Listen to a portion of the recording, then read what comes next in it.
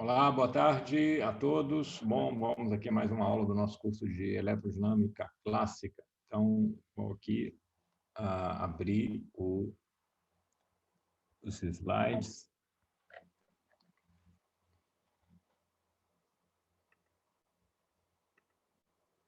Então, hoje a gente vai fazer uma aula um pouquinho diferente, no sentido de abordar temas mais modernos, né?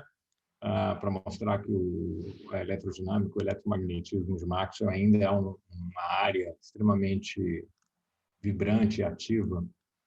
E, para isso, então, a gente vai abordar um tópico aqui muito quente, de muito interesse recente, né, que é essa área de metamateriais, né? Então, espero aqui que vocês já estejam vendo aqui os slides.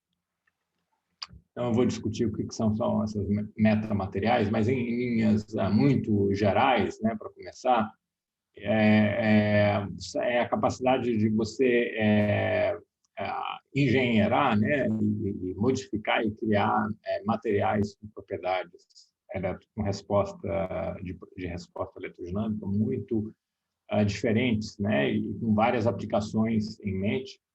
E essas aplicações, eu vou mencionar duas delas aqui na aula de hoje, né? Uma aplicação muito interessante são esses metamateriais com índice de refração negativo. E dentro desse grupo aqui tem muitas aplicações que eu vou discutir. E o segundo grupo de aplicações são as capas de invisibilidade. Então, que história é essa de metamateriais, né? E por que eu estou mencionando isso aqui no curso? A ideia de metamateriais, vamos aqui para o slide seguinte, ela surge a partir dessa compreensão sobre o significado das equações de Maxwell macroscópicas, né, que a gente tem discutido bastante aqui nas últimas aulas, né? Então, a gente entende essas equações de Maxwell macroscópicas, né, como médias espaciais sobre escalas de comprimento muito maior do que a escala atômica, né? Isso aqui está representando átomos. Então, ao fazer essa média, você introduz, né, campos auxiliares, né, o deslocamento elétrico, né, o campo H, e que incorporam os efeitos de polarização e magnetização do meio, magnetização e polarização macroscópicas do meio, né? Isso descreve, né, essas equações de Maxwell macroscópicas muito bem o que acontece quando uma onda eletromagnética, por exemplo, interage com esse meio material, desde que o comprimento de onda seja muito maior do que a escala atômica. Agora, isso cobre um amplo espectro, né? Uma boa parte do espectro eletromagnético, né? Microondas, ondas de rádio, a luz visível, infravermelho, ultravioleta. Então, isso só deixa de fora, né, ondas de raio-x, né, radiação gama, mas, enfim, uma parte importante do espectro é coberto pelas equações de Maxwell macroscópicas, né? E que, então, no final das contas, né, quando eu faço hipóteses adicionais, sobretudo a hipótese de linearidade, né, de que a resposta do meio é linear, acaba se traduzindo, né, em você trocar o meu meio material por constantes materiais, constantes do meio material que descrevem como é a resposta eletrodinâmica do meio material, né? Que é a constante de elétrico, a permissividade elétrica e a permeabilidade magnética do meio material. Então, isso descreve essa resposta nessa escala, né, de comprimento muito maior do que a separação entre os átomos. Tá certo? Então, isso foi o que a gente discutiu no contexto sobre o significado das equações de Maxwell macroscópicas. Bom, então agora, muito mais recentemente, né, isso mais ou menos a partir dos meados da década de 90, e os trabalhos do Pendry e de outros, né, foi possível perceber o seguinte: olha, ao invés de falar de átomos, né, e é difícil engenheirar a estrutura atômica de maneira a obter respostas não triviais, eu posso pensar em estruturas, né, que eu fabrico. Se essas estruturas fabricadas forem muito menores do que o comprimento de onda de interesse, E esse comprimento de onda de interesse pode ser, por exemplo, micro-onda, né? E aí o comprimento de onda é centímetro. Então, essa estrutura pode ter tamanhos de milímetro, como a gente vai discutir aqui. Então, não estou nem falando aqui de nanoestrutura, estou falando de estruturas milimétricas, né? Fácil de fazer numa impressora 3D, né? Hoje em dia.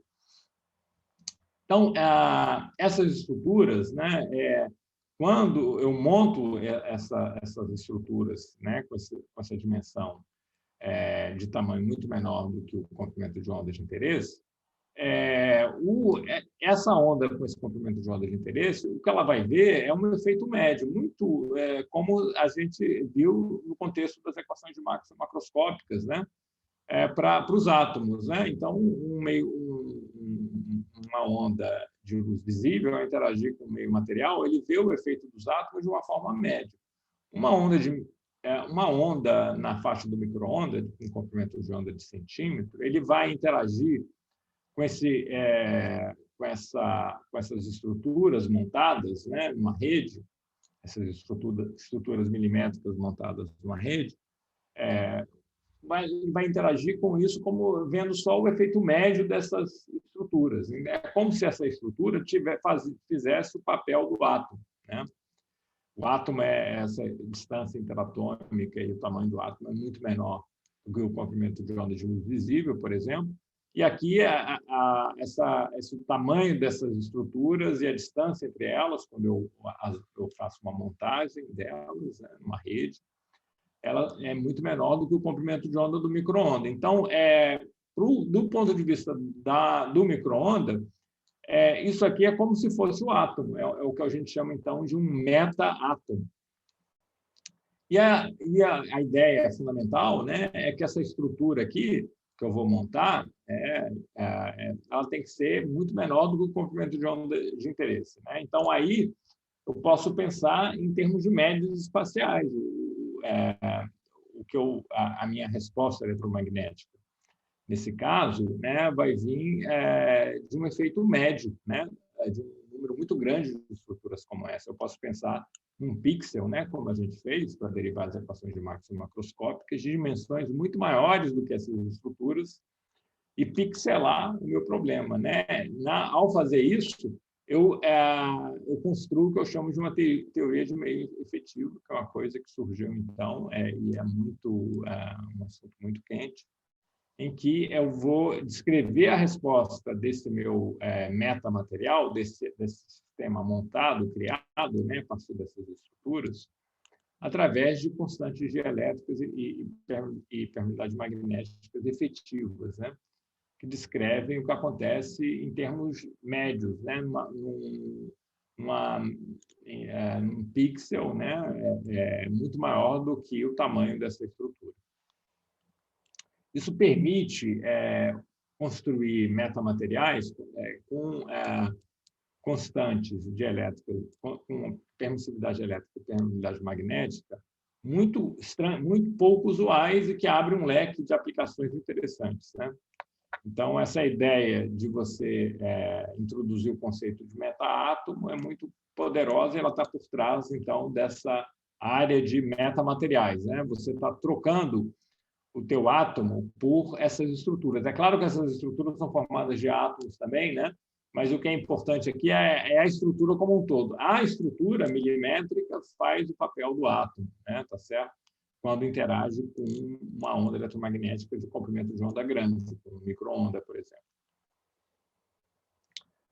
E é claro que você pode, hoje em dia, né, com todos esses avanços em nanotecnologia, você pode fazer estruturas nanométricas, eu vou comentar sobre isso também, e aí você pode usar essa teoria de meios efetivos até para discutir a interação com luz visível, inclusive, né? Mas isso tudo começou com estruturas, com esses meta-átomos na escala do milímetro, como a gente vai ilustrar aqui. Então, o interesse aqui, então, é construir propriedades, meios materiais, né, esses metamateriais, com propriedades eletrodinâmicas muito pouco usuais, né? E que tipo de aplicação a gente pode ter a partir disso? Vamos discutir inicialmente aqui uma aplicação que é essa que a gente chama de refração negativa, né? Que é discutida lá na lista de problemas, é o último problema da lista, Essa refração negativa, né, isso, na verdade, essa discussão aqui que eu vou fazer já existia antes dessa onda dos metamateriais, né, mais ou menos na década de 80, um russo chamado Veselago, né, que chamou a atenção para o seguinte fato. Só que, na época dele, não havia muito como obter meios materiais reais, né, satisfazendo essas duas condições que eu estou exibindo aqui, né? Você tem uma constante dielétrica, né, que é a permissividade elétrica relativa, né, negativa, né, o que é equivalente a dizer a permissividade negativa, tá certo? Enfim, permissividade elétrica negativa e permeabilidade magnética negativa, ambos negativos simultaneamente, né, para a mesma frequência que você está usando, para a mesma faixa, né, de espectro eletromagnético na qual você está interessado. Então, o Veselago, lá na década de 80, ele mostrou, né, que se você tivesse um meio material satisfazendo essas condições simultaneamente, né, ambos, epsilon e mi negativos, a refração seria negativa. O que isso quer dizer? É como se você tivesse um índice de refração negativo no seguinte sentido. Olha.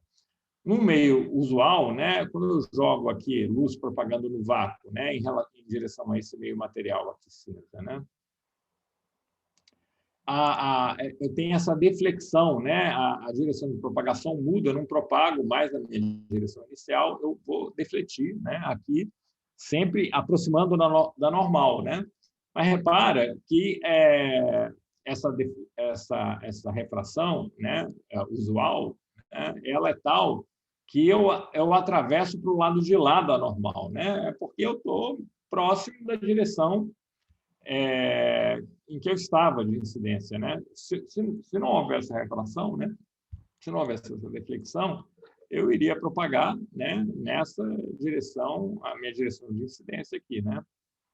Deixa eu anotar um pouquinho aqui. A minha direção de incidência é essa aqui, né? Eu estaria propagando mais ou menos assim, né? Mas, como tem o meu meio material, eu, em vez de propagar nessa direção, eu me aproximo da normal, né? Tá certo? Porque eu estou vindo do vácuo para um meio material, tá certo? Tem um índice de refração maior do que 1, né? Então, ele vai se aproximar da normal aqui. Então, em vez de propagar ao longo desse raio preto aqui, ele propaga aqui nesse raio vermelho.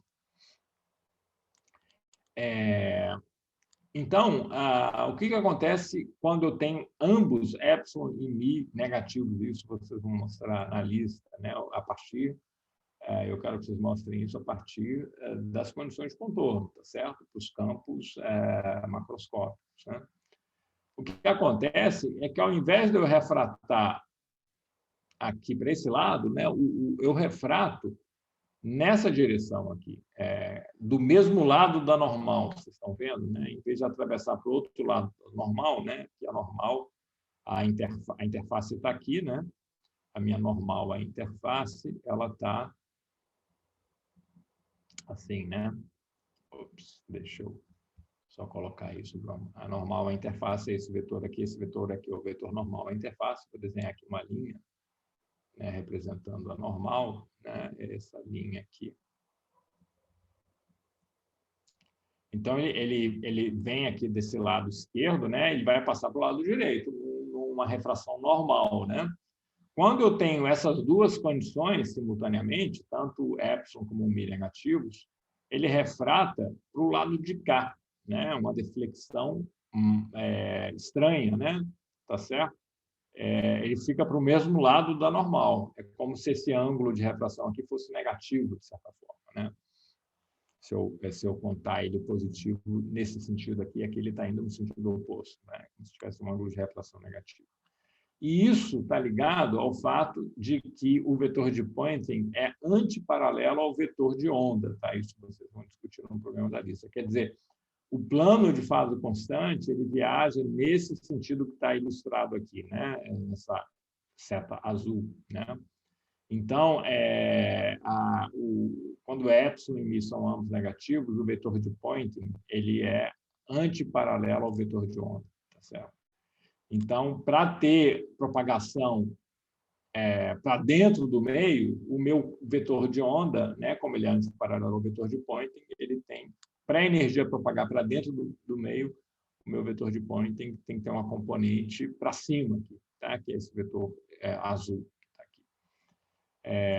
Então, isso é uma peça-chave na solução dessa questão, né, que é o último problema lá da lista, né, que vocês estão resolvendo. E isso faz, então, com que a minha deflexão seja dessa forma, como eu estou ilustrando aqui. Isso é a chamada refração negativa. A condição é que ambos, epsilon e mi, sejam negativos simultaneamente. Uma aplicação disso é que eu posso fazer uma lente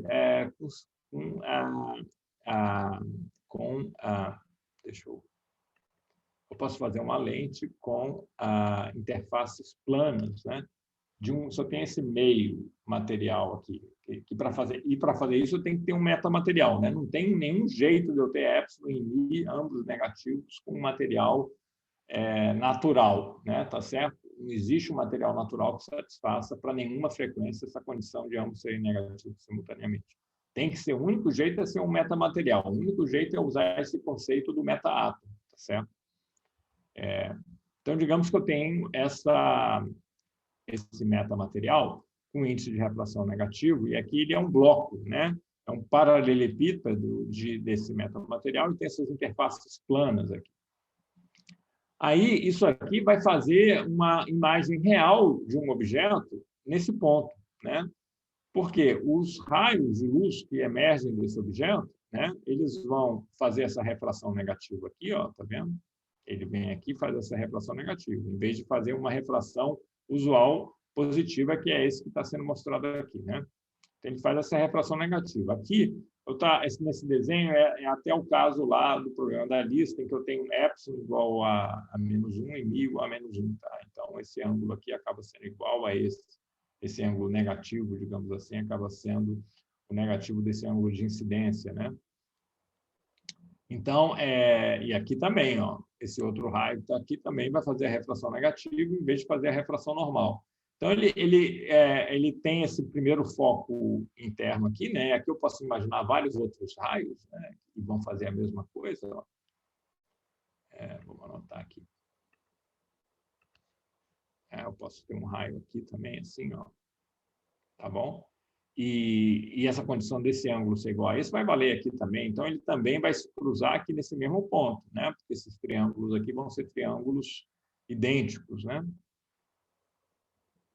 Aqui também. Todos os raios aqui que emergem desse objeto vão se cruzar aqui dentro do meio material. Bom, eles continuam propagando e quando chegam aqui nessa interface, vai ter uma outra refração negativa, né? Mas agora vindo do meio com índice negativo para o vácuo, né? Então, ele vai, de novo, fazer essa refração negativa nesse caso, e todos esses raios, aqui, esse aqui também, ó, eles vão se cruzar nesse ponto, formando essa imagem real desse objeto, como se fosse uma lente convergente. Só que uma lente convergente, ela tem, que eu vou mostrar no próximo slide, né? Ela é formada de superfícies curvas, né? Esféricas. Ela pode ser uma lente asférica, mas tem que ter uma curvatura, né? E isso causa alguns problemas, né? Uma lente, qualquer desenho de lente que eu imaginar, ela vai dar origem a esse efeito aqui que a gente chama de aberração esférica. O que é essa tal de aberração esférica? É o seguinte, olha, essa história de que todos os raios, por exemplo, de um objeto no infinito, não, eles vêm paralelos aqui, essa história de que todos os raios cruzam um único ponto, que seria o foco da lente, né? É uma balela, na verdade. Qualquer desenho que eu for desenhar aqui de uma lente real, né? Eu vou ter esse efeito de aberração esférica, que é simplesmente o fato de que raios que estão com parâmetros de impacto diferente, aqui, ó, eu tenho esse parâmetro de impacto aqui, né? Deixa eu anotar aqui. Que esse parâmetro de impacto menor, esses raios aqui, né? Esse aqui tem esse parâmetro de impacto aqui menor, ele deflete, ele é mais paraxial, né? Ele vai angular menos do que esse. Esse tem que angular mais, porque supostamente ele vai ter que encontrar no mesmo ponto, no mesmo foco. Mas na prática isso não vai acontecer. ele não vai cruzar o eixo de simetria no mesmo ponto que esse aqui, ó. É muito comum que esses raios aqui que são mais marginais, né, que tem um parâmetro de impacto maior, né, esse parâmetro de impacto aqui maior, esse raio aqui que passa mais perto da beirada da lente, ele cruza o eixo num ponto anterior, na verdade, do que os raios mais próximos, né, do eixo óptico, que são esses raios aqui que a gente chama de raios paraxiais, né, que vão dar origem a esses raios aqui com uma angulação menor. Eles se cruzam aqui nesse ponto, isso a gente chama de foco paraxial. Eles se cruzam aqui nesse foco paraxial, ao passo que os raios mais marginais, eles vão dar origem a esse foco marginal, né? E, na verdade, tem toda uma distribuição de raios aqui, né, que vão se cruzando ao longo desse segmento de reta entre esse foco marginal, que é o foco do raio mais distante, né, e os intermediários vão se cruzando por aqui, ó. Então, em vez de ter toda a luz concentrada num único ponto, que é o que a gente às vezes aprende, né, na verdade, o que acontece com a lente real é que a luz está espalhada entre esses dois pontos, né? Ela fica espalhada. Aqui eu tenho essa região toda aqui com luz, né? Então, a minha imagem de um objeto distante, né? Isso vai valer para um objeto próximo também, né? Mas aqui eu estou discutindo um objeto distante, a imagem dele não vai ser um ponto, mas vai ser um segmento de reta aqui, né? Que se espalha, né? Ao longo dessa direção axial. E isso define, inclusive, esse círculo de mínima confusão. Quando eu vou discutir aqui, eu posso discutir na nossa reunião síncrona, se vocês quiserem, né? Bom, isso tudo eu estou falando desse efeito de aberração esférica, né? Que às vezes a gente não presta muita atenção nele, porque essa lente aqui, com essas interfaces planas, ela não vai exibir esse efeito, né? Ela vai formar uma imagem perfeita, né, de qualquer objeto infinito ou próximo, porque todos os raios, né, a gente fez aquele desenho aqui com alguns raios, mas o fato é que todos os raios se cruzam no mesmo ponto, exatamente, né? Não tem esse efeito da aberração esférica que aparece por uma lente usual, né, com um índice de refração positivo, né, feita de um material com índice de refração positivo, com essa geometria curva aqui. Então, essa é uma das aplicações, tem muitas outras, eu não vou discutir as outras, e isso pode ser tema de algum artigo, né? Mas tem toda uma literatura interessante aí sobre isso. Bom, então, lembrando, né, para ter esse efeito de refração negativa, muito curioso, né, eu preciso de ter, vamos lembrar, epsilon e mis, ambos negativos. Ter epsilon negativo, a gente vai ver mais para frente no curso, não é muito difícil, é possível até com materiais naturais. Tá? O que é muito difícil é ter um mi negativo. Na verdade, é muito incomum você ter meios dielétricos com alguma permeabilidade, algum efeito magnético. Né? Em geral, não tem efeito magnético nenhum. Em geral, dielétricos, né, o mi é igual a mi zero. É muito raro você ter uma situação. Então, para ter, em geral, esses meios magnéticos são metais, mas o Mi nem é muito diferente de Mi zero, né? Não vai ter um efeito muito grande e muito menos negativo, né? Então, a questão chave para ter refração negativa é obter um meio material em que você manipule a permeabilidade magnética de tal forma a torná-la negativa. Então, o Pendry, né, e colaboradores, no final do século XX, né, vieram com essa proposta aqui, né, de um metamaterial em que o meta-átomo, né, aquela estrutura que substitui o átomo, que faz o papel do átomo, é isso que eles chamam aqui de ressoador, né, de anel partido, split ring resonator, né, em inglês. E essa estrutura que eu estou mostrando aqui, né, essa estrutura é uma estrutura milimétrica, né, esse R aqui, por exemplo, ele é 1,5 milímetro, essa distância aqui, o raio do anel interno. Então, isso aqui são esses Cs, né? Esses dois Cs aqui são feitos de metal, tá? Isso é bidimensional, tá? Então, você tem gravado no substrato, né? Um coating metálico, tá certo? Em forma dessa letra C aqui, com um pequeno gap, né? Esse gap aqui forma como se fosse um capacitor aqui, então isso vai determinar a capacitância desse sistema. E ele tem, e aqui tem um outro, né, invertido, né? E ele tem uma indutância associada, né? Porque ele tem essa forma de anel, né? Então o paradigma de dipolo magnético, né? E de indutância, né? De uma indutância, de um indutor, né? Então ele tem ao mesmo tempo uma capacitância e uma indutância a frequências lá na faixa do micro-onda. É isso que esse gráfico aqui está mostrando. Você tem uma ressonância a frequências ali em torno de 5 GHz, né? Que é a região lá do micro-onda.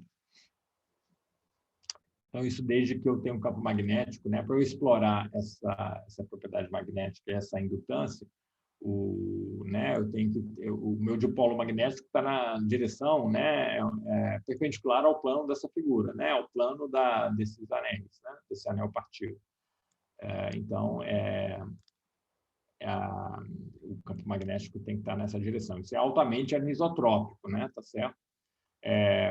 Para tornar isso mais isotrópico, o pessoal monta essas redes cúbicas, né, em que você vai colocando esses anéis partidos, né, em faces de um cubo, né, e monta isso. Isso aqui é milimétrico, né, não é muito difícil montar, isso não é nenhuma tecnologia muito complicada, não.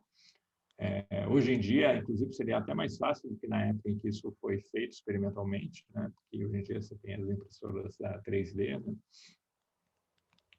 Então, a ideia é você ter esse Mi negativo, ter essa ressonância magnética na região do micro-ondas, tá bom? Isso, então, essa estruturazinha metálica, esse anelzinho metálico gravado no substrato dielétrico, ele promove isso, né?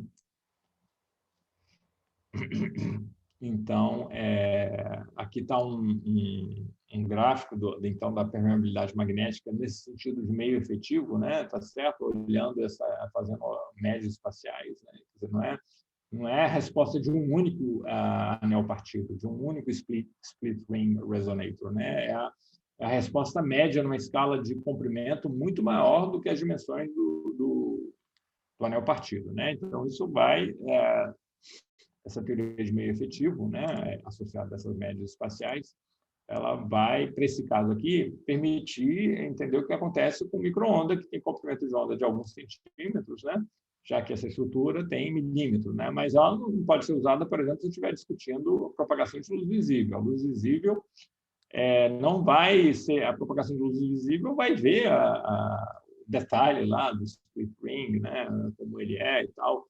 Inclusive, é por isso que a gente vê a foto, né, que é tirada com luz visível, né, tá certo? A gente vê os detalhes todos aqui com luz visível dessa estrutura milimétrica, né? Mas se eu estiver usando micro-onda, né, o micro-onda vai ver uma média disso aí, ele não vai ver como eu consigo ver com a minha visão baseada em luz visível, né, os detalhes aqui dessas estruturas milimétricas, né? Então, aí a resposta no micro-onda vai ser descrita por essa permeabilidade magnética efetiva, né? Aqui a permeabilidade relativa é Mi sobre Mi0, né? E aqui está fazendo um gráfico da parte real e da parte imaginária, a curva cheia é a parte real, e a curva tracejada é a parte imaginária. Ele tem uma parte imaginária também que tem a ver com dissipação, tá?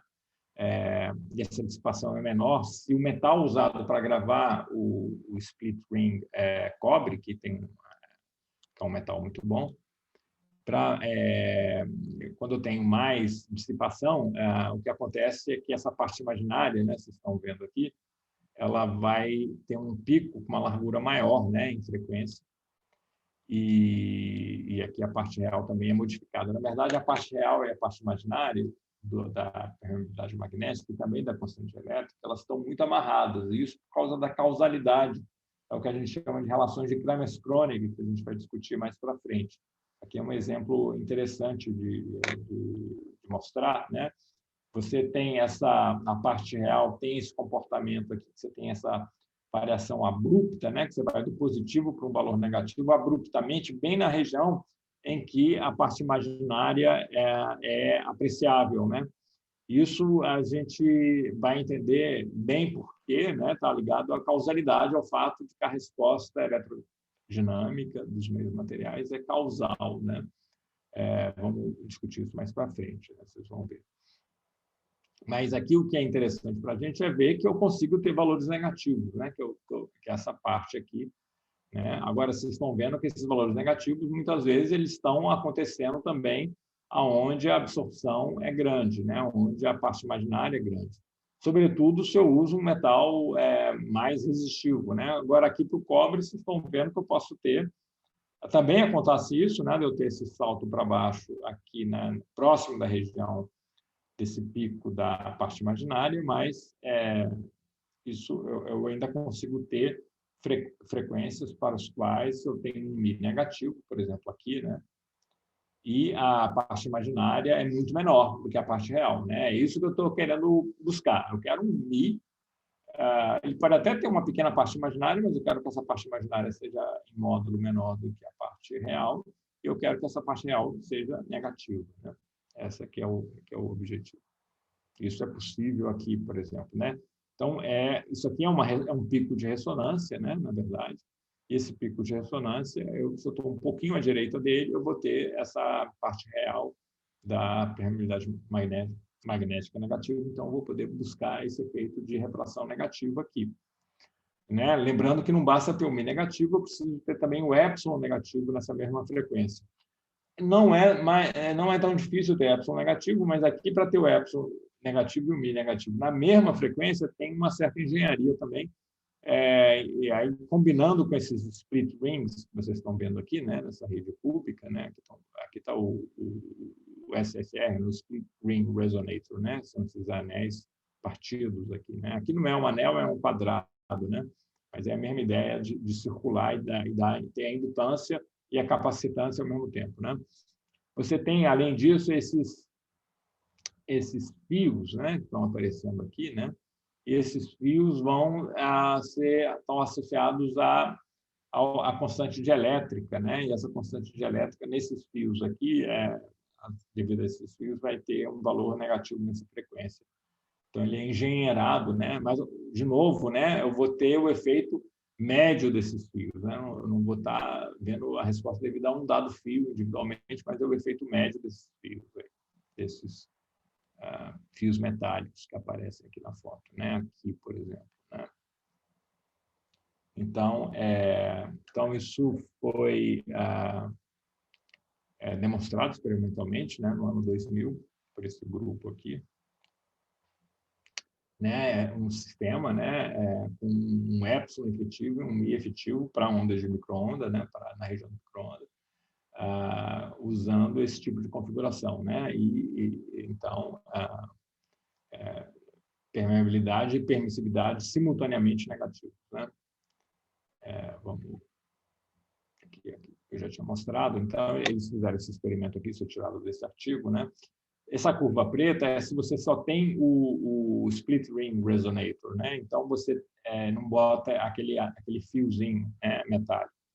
Aí o epsilon é positivo e o Mi é negativo. Nesse caso, o que acontece, né?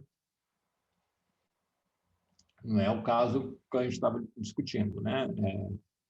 O caso que a gente estava discutindo é quando ambos são negativos. Se só um deles é negativo, o que eu vou ter não é refração negativa, o que eu vou ter é uma atenuação exponencial. Né? Isso eu posso entender, eu vou fazer aqui uma discussão aqui rapidinho.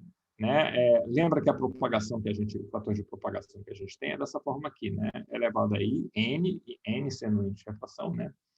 Ômega sobre C vezes Z. Então, digamos que eu tenho uma onda propagando ao longo da direção Z e o meu fator de propagação é esse. Sendo que o N né, é raiz de epsilon mi, onde epsilon aqui e mi são os valores relativos, né? Já é dividido por epsilon zero e dividido por mi zero, né? Se um deles é negativo e o outro é positivo, o que vai acontecer? Esse cara vai ficar negativo, né? O epsilon mi é negativo. Então, se epsilon mi, epsilon vezes mi é negativo, que é o caso aqui dessa curva preta. Aqui nessa curva preta, eu tenho só o split ring resonator, né? Eu tenho mi negativo, mas o epsilon é positivo, porque eu não botei ainda aquela fiozinho que faz o epsilon ficar negativo. Então, eu tenho esse produto negativo, então o N vai ser imaginário puro, na verdade, nesse caso. Tá? Então, ele vai ser raiz de módulo aqui, I vezes raiz de módulo de epsilon mi. Com N imaginário puro, esse fator aqui de propagação vai virar uma exponencial decrescente, né? Isso a gente vai discutir em detalhe, não quer dizer necessariamente que eu tenha dissipação, né? Em algumas situações, isso pode acontecer sem nenhuma dissipação, tá? Sem ter troca, sem estar dando energia para o meio. Eu posso ter esse comportamento exponencial decrescente, né? Então, isso aqui, esse I com I aqui vai dar um menos, né? Vai dar esse exponencial decrescente aqui, né? Ômega sobre CZ. Então, em vez dele propagar, né, ter o efeito ondulatório de propagação, esse fator aqui vira uma redução da amplitude, né, um decaimento exponencial da amplitude. Então, isso eu mestro lá no experimento, isso se eu tenho um certo comprimento de propagação, né, através desse material, desse metamaterial, a minha amplitude vai decair, então vai transmitir menos. O que vai sair do lado de lá vai ser menos do que entrou. Isso aqui é medido aqui, né? No eixo vertical, é a transmitância relativa, né? Que fração aqui do que foi enviado vai ser transmitido. E eu tenho aqui uma queda grande na região em que o split ring resonator está ressonante, na região justamente em que o Mi fica negativo. Na verdade, isso que eu estou dizendo aqui, Mi negativo, é só nessa faixa de frequência, né? É só numa certa faixa de frequência que isso acontece. Fora dessa faixa de frequência, o Mi volta a ser positivo e aí eu tenho uma transmitância maior, né? Mas nessa região em que a transmitância, em que o Mi fica negativo, a minha transmitância cai, porque eu tenho essa atenuação exponencial da minha onda ao longo do meio. Bom, mas aí eu coloco o meu fiozinho metálico. Quando eu coloco o meu fiozinho metálico, vou ter não só Mi negativo, como vou ter também epsilon negativo. E aí a situação muda de figura, né? Esse cara aqui, ó, ele não é mais negativo, ele é positivo agora, tá certo? Então eu passo a ter de novo o meu, eu volto a ter, em vez de ter essa redução da transmitância, eu tenho um aumento da transmitância, na verdade, nesse caso aqui. Então, esse foi a primeira demonstração experimental, né? O sinal do fato de que epsilon e mi eram ambos negativos era essa mudança de comportamento aqui na transmitância, né? Sempre essa onda aqui propagando com essa polarização, né? Essa é a direção de propagação do vetor K. O campo magnético, como a gente discutiu, tem que ser perpendicular ao plano do split ring, né? E o campo elétrico é paralelo, né, a esses fios para eu acoplar bem com corrente ao longo desses fios. Aí tem um efeito sobre o epsilon, né, sobre a constante elétrica, sobre a constante elétrica efetiva. Né? Bom, isso foi a demonstração do epsilon em negativos, né? Algum tempo depois veio a demonstração da refração negativa, né? Com esse tipo de sistema. Então, era mais ou menos o mesmo grupo, né? O mesmo líder, esse Schultz, né? Lá da Califórnia. Então, algum tempo depois, ele demonstrou a refração negativa, e aqui isso aqui é uma simulação, esse vídeo, não é um experimento real. Então, aqui, esse prisma aqui, né, é o prisma feito desse meio com material, índice de refração negativo, né? Esse metamaterial com índice de refração negativo, esse prisma que está aqui. Ops.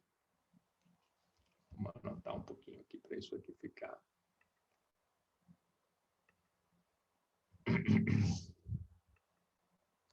Então, é isso que está aqui, né? Aqui é o meu meio com índice de refração negativo.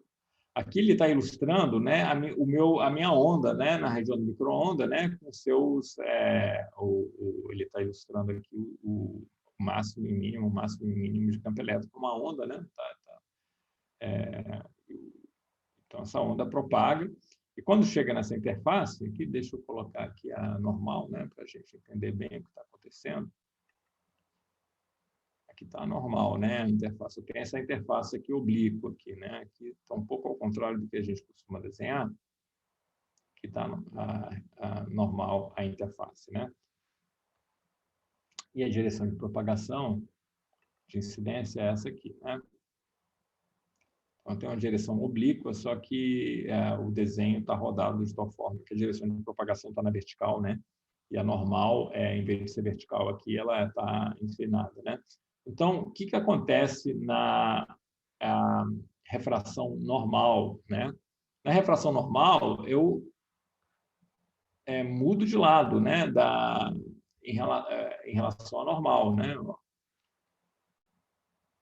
Se eu fosse fazer uma refração normal aqui,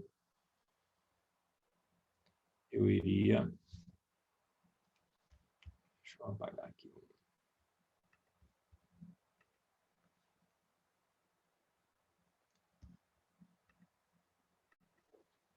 A minha normal está aqui. Deixa eu prolongar a minha normal para cá também.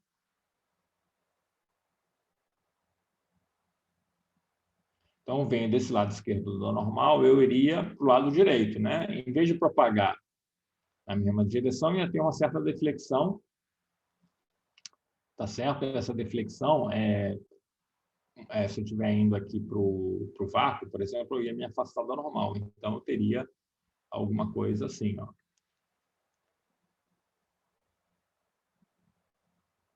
Tá certo? Me afastando da normal.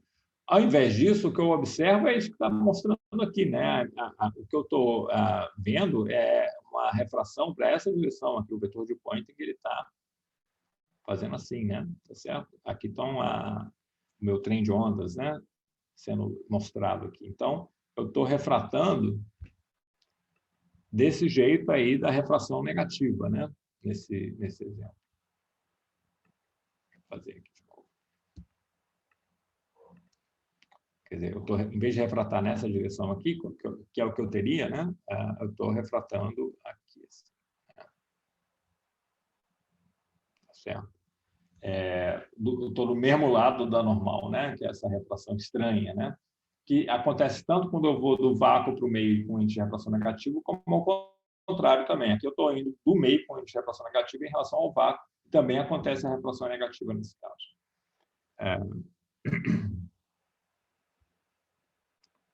Vamos continuar aqui. Então, comentar um pouquinho mais sobre esse experimento. Então, está aqui o sistema, né? O Split Ring Resonator. Era o mesmo sistema do artigo anterior, né? Do mesmo grupo, com esses fios metálicos aqui. E aqui está o esquema do experimento, né? Ele tinha um detector que ele podia girar para saber em que direções se tinha mais refração, né? O micro-ondas vem dessa direção aqui, né? O micro-ondas vem daqui e ele vai refratar aqui nessa interface, tá certo? E aí, então, quando ele bota um material usual, Teflon, né? Ele tem uma refração num ângulo positivo, né? Que é aquela situação que a gente estava comentando, que é a situação usual, né? Que você vai de um lado da normal para o outro lado do normal. Quando ele troca esse Teflon por esse meio com índice de refração negativo, que aqui ele chama de left-handed material, né? Material levógeno, esse nome acabou não pegando muito, né? O que se usa mais é meio de índice de refração negativa mesmo. O pico, né, que você mede no teu detetor não é nesses ângulos positivos, mas é do outro lado da normal, é para ângulos negativos, né? Tá certo? Essa curva aqui. Então, ele pode inferir, a partir desse resultado experimental, o valor do índice de refração em função da frequência, tá? Que é essa curva a sólida preta aqui, ao passo que a curva vermelha é um modelo teórico lá baseado nessas teorias de meios efetivos. Ok. Então, isso acontece, né, tipicamente à direita da ressonância, né? Isso a gente vai discutir bem em detalhe mais tarde, quando a gente aprender um pouco mais sobre essa conexão que eu tenho entre a parte real e a parte imaginária das constantes materiais, né? Do constante elétrico, probabilidade magnética. Então, está aqui mais um exemplo, né? Aqui do lado direito é com teflon, é quando esse material aqui é feito de teflon. Então, se essa aqui eu estou ilustrando a refração usual, né? Quando você atravessa a normal de um lado para o outro. E aqui é a refração negativa. E aqui, em função da frequência, isso está mostrando que esse efeito é sempre ele é sempre muito sensível para a frequência. A gente viu, né? O Mi só fica negativo e o Epsilon também vai ser assim. Só numa região muito estreita de frequência, né? Então, isso aqui é como função da frequência. Esse pico aqui que acontece para ângulos negativos, que é a refração negativa, é só uma faixa estreita de frequência. Ao passo que, se eu estou falando de refração usual, ele é meio independente de frequência, né? Nessa região toda aqui. Então, repara que o eixo vertical aqui é frequência, né? Eu mudo a frequência e eu tenho esse máximo de refração mais ou menos no mesmo lugar, né? Muda muito pouco. Ok. Bom, deixa eu comentar, essa é uma atualização de 2007, né? Alguém pode fazer um artigo com uma atualização bem mais recente do que isso. Essa coisa toda foi evoluindo, né? De 2000 até 2007, em direção a você conseguir refração negativa para a luz visível, né? Que é esse último pontinho aqui. Isso aqui é o eixo horizontal, é tempo, né? Que começa de 2000, esses primeiros artigos aqui com esse split ring resonator, né? Que são esses laranjinhas, tá certo? E aqui a frequência, né? Tá lá no micro-ondas, tá? Ao longo do tempo, o pessoal foi tentando levar isso mais para próximo do visível, observar esse efeito com luz visível, né? Então, eles foram chegando perto ao longo do tempo, com vários tipos de sistema, mas lembra, né? Para isso tudo fazer sentido, para eu poder dizer que essas estruturas são como átomos, né? Para poder chamá-las de meta-átomos, elas têm que ser muito menores do que o comprimento de onda. À medida que eu aumento a frequência, se eu quero ir para frequências maiores, isso corresponde a comprimentos de onda menores. Então, essas estruturas, esses meta-átomos, eles têm que ser reduzidos, têm que ser miniaturizados, né? Então, aqui, né, eu já estou falando de estruturas nanométricas mesmo, né? Tá vendo esse ponto vermelho aqui, essa estrutura aqui, ó. Aqui já é na região, já é nanotecnologia, isso, né? Já passei do milímetro, né, para nanômetro, né? Para 200 nanômetros aqui. Então, aqui eu estou falando de comprimento de onda ainda quase no visível, no infravermelho, mas no infravermelho bem próximo, né? O comprimento de onda ali em torno de 1 micron, né? Então, para esse vermelho de comprimento de onda de 1 micron, isso aqui ainda é muito pequeno, né? Então, eu posso tratar isso de uma forma média, aquela ideia do meta-átomo, né? Da teoria de meios efetivos, né? Então, as pessoas, então houve esse avanço, né? Seria interessante alguém talvez discutir o que aconteceu de 2007 para cá. Em 2010 teve esse artigo aqui desse pessoal comentando sobre fazendo um update, né? Sobre que tipos de estrutura funcionam bem, como é que você pode explorar também estruturas quirais, né? Em que isso pode ajudar para você obter resultados interessantes, né?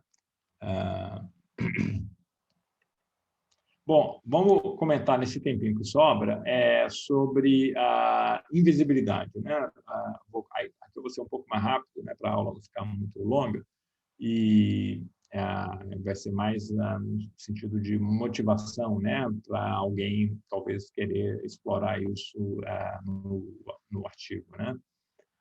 Então, qual é a ideia da capa de invisibilidade, né? A capa de invisibilidade, a capa seria essa região azul aqui, formada de um metamaterial. É uma estrutura, né? Um dispositivo que esconde o objeto que estiver aqui dentro, né?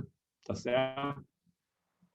No interior dessa cavidade aqui, que é toda ela contornada, né? Então tem uma casca, né? Que é essa capa de visibilidade, uma casca com uma certa espessura, né? E dentro dessa casca tem uma cavidade. O que eu coloco dentro dessa cavidade fica escondido. No seguinte sentido, escondido no sentido de que se eu jogo luz ali ou outra radiação eletromagnética, essa luz ou essa radiação eletromagnética não vai me trazer nenhuma informação sobre a existência desse objeto que está aqui. Por quê?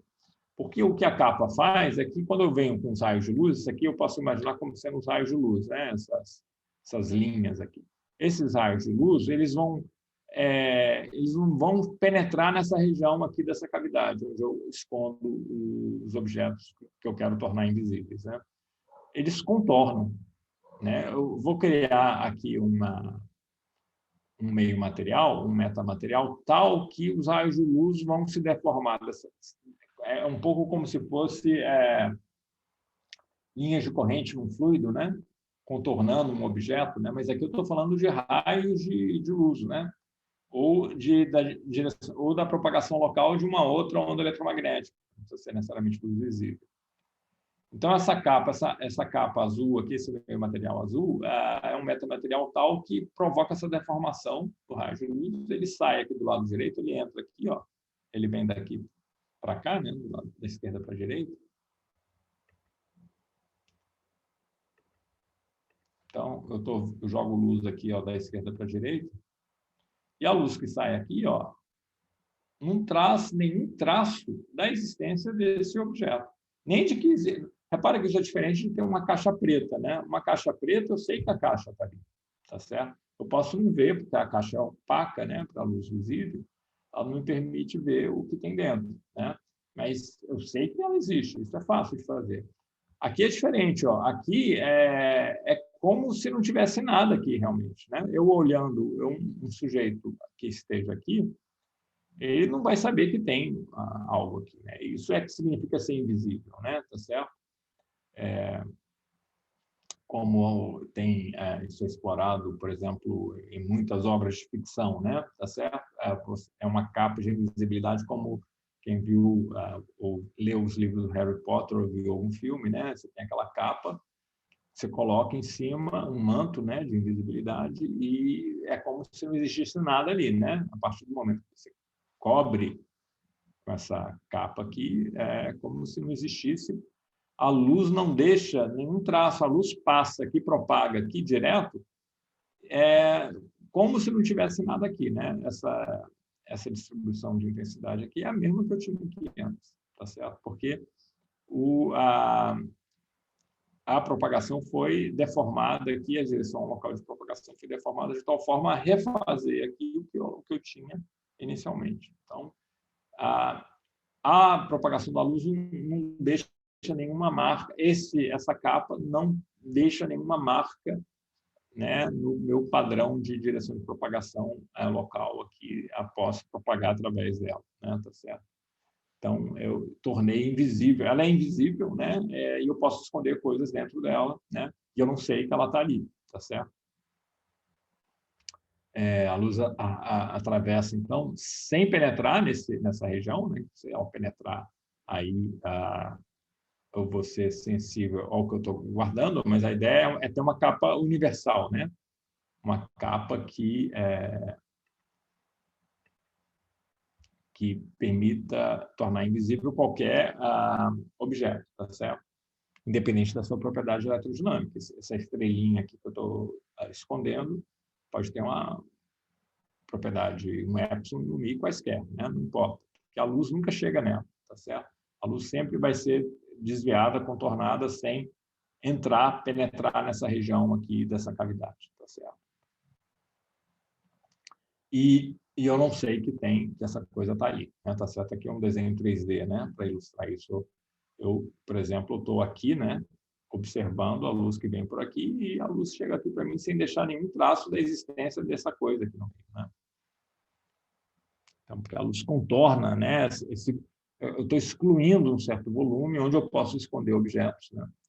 E tudo se passa como se tivesse uma região homogênea, como se não tivesse nada ali, né?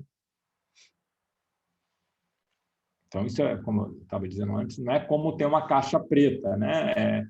Porque a ideia é que eu não possa saber que tem algo ali, né? Então, a capa, ela própria não pode ser vista também, ela não pode ser percebida, né? Ela não pode deixar traço, né? Ao contrário da caixa preta que me deixa traço, eu sei que ela está ali, né? Um luz visível, eu percebo, pelo efeito de extinção, né? Dela fazer sombra, ou pelo fato dela espalhar um pouco de luz, né? A gente percebe que tem um objeto ali. Como é que faz isso? Então, a ideia aí entra aqui de novo o Pendry, né? Outra aplicação aqui de metamateriais, o Pendry e o Ulf Leonard, foram os dois, né? Aqui, mais ou menos, acho que foi no mesmo número da Science, né? Eles publicaram esses dois artigos com ideias muito parecidas, né? A implementação um pouco diferente, mas as ideias são muito parecidas. A ideia é que eu posso entender um meio material, um epsilon e μ inhomogêneos, né? Como se e a propagação nesse meio material, um pouco usando aquelas ideias da teoria da relatividade geral, né? De espaço-tempo, como se eu tivesse um espaço deformado, né? Entender esses movimentos, essas deformações, né? Eu posso entender isso a partir dessas ideias lá da propagação de luz no espaço-tempo, né? Isso pode ser usado também para campo eletrostático, né? Só com um pequeno adendo aqui. Então, essa é a ideia da ótica transformativa, né? Imagina que eu tenho essa transformação de coordenadas aqui, expresso aqui, né, por essas equações, né? Eu não muda as coordenadas esféricas, né? Eu estou propondo um mapa aqui, né, que leva um ponto em um espaço em 3 dimensões, um outro ponto no espaço em 3 dimensões e eu defino esse mapa em termos das coordenadas esféricas. Então, esse mapa ele não muda as coordenadas angulares, tá? Mas ele muda a coordenada radial. E ele muda a coordenada radial de tal forma a gerar um volume de exclusão, né? A origem, por exemplo, o R igual a zero, ele vai, né? Quando eu boto R igual a zero aqui, ele vai nessa esfera de raio A, né? Que está indicada aqui, ó, tracejado aqui, tá bom? E a esfera de raio B vai ficar onde ela estava, né? Então, ou seja, para ir para raios maiores do que B não muda nada. Então, o que está acontecendo? Eu estou abrindo um buraco, né? Eu estou abrindo um buraco no espaço aqui, essa transformação faz isso, né? E cria uma cavidade. Tá? Essa que vai ser a ideia da capa de invisibilidade, né? Será que eu tenho um meio material que implementa, né, esse tipo de transformação espacial, né, em que você abre um buraco, né, no espaço, um certo raio, um raio A aqui. É isso que a gente quer e se tiver esse meio material, e tem que ser um meio material inhomogêneo e anisotrópico. Então, em vez de falar de um epsilon e escalares, são tensores de segunda ordem, tá? Que eu posso representar por matrizes 3x3.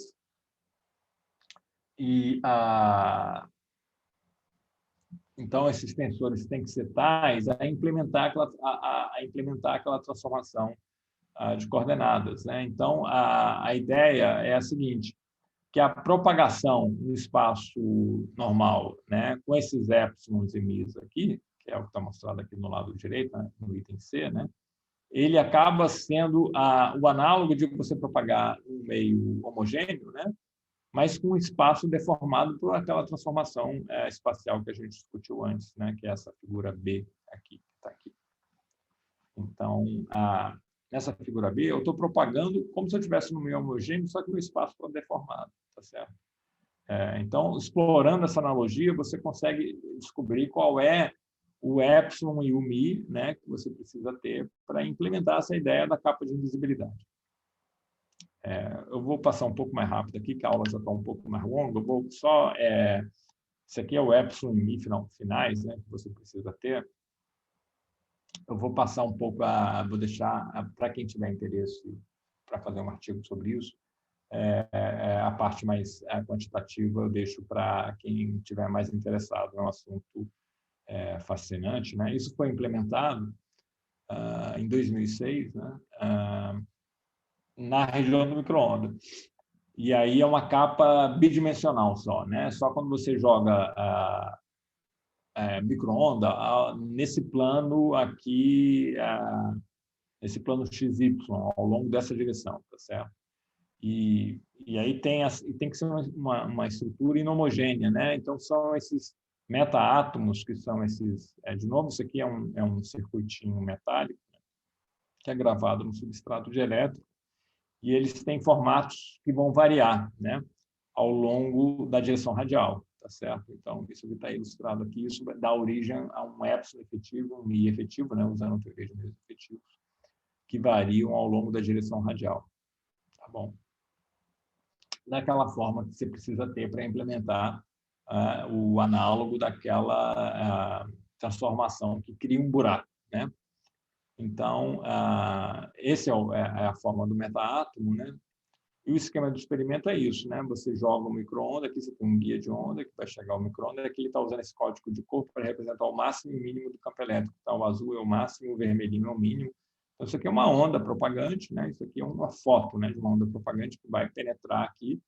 E aqui está a minha capa de invisibilidade formada, né, por essa estrutura, né, em que você monta esses meta-átomos aí, de uma forma inhomogênea. Isso tudo é a escala de milímetro, né? Não sei se está mostrando aqui os comprimentos, essas escalas aqui, né, como vocês estão vendo, é tudo da ordem de milímetro. O micro-ondas tem comprimento de onda de centímetros, né? Então ele é muito maior, vai ver o efeito médio dessas estruturas, desses meta-átomos, né? Então, aqui,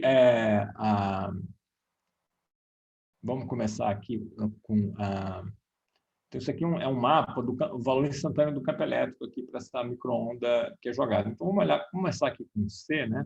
Aqui eu tenho um cilindro metálico e eu jogo o micro-onda e eu sei que o cilindro metálico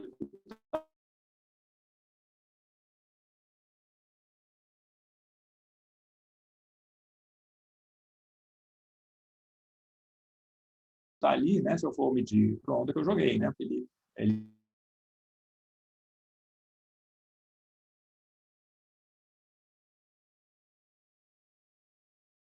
espalha, ele absorve, né? E a indicativa de intensidade. Isso me dá informação, isso vai dedurar para mim que eu tenho alguma coisa ali, né? Tá certo? Então, a ideia de eu colocar a capa é que, ao invés de eu ter essa extinção, repara o que acontece aqui,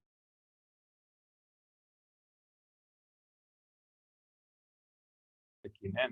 Esse modelo micro-ondas vai contornar, né, o objeto, não vai interagir com o objeto metálico aqui, e aí eu não vou ter nenhum traço da existência, nem da capa, nem do objeto, quando eu meço o meu micro-ondas aqui do lado direito. Né? Eu joguei da esquerda para a direita, eu meço aqui na direita, tá certo?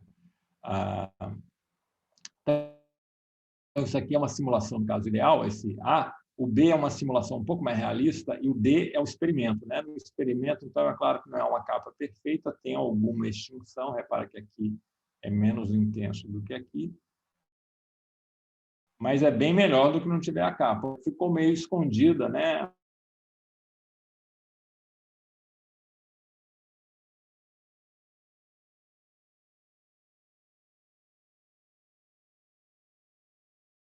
A existência da capa, né? Não totalmente. Então, vou ficar por aqui. Eu vou, então, deixar essa parte da capa de visibilidade mais como uma coisa mais informativa, né? A gente não vai explorar tanto quantitativamente, eu deixo para alguém que queira fazer um artigo sobre isso. Bom, boa noite para vocês e nos vemos, então, na terça-feira. Tchau.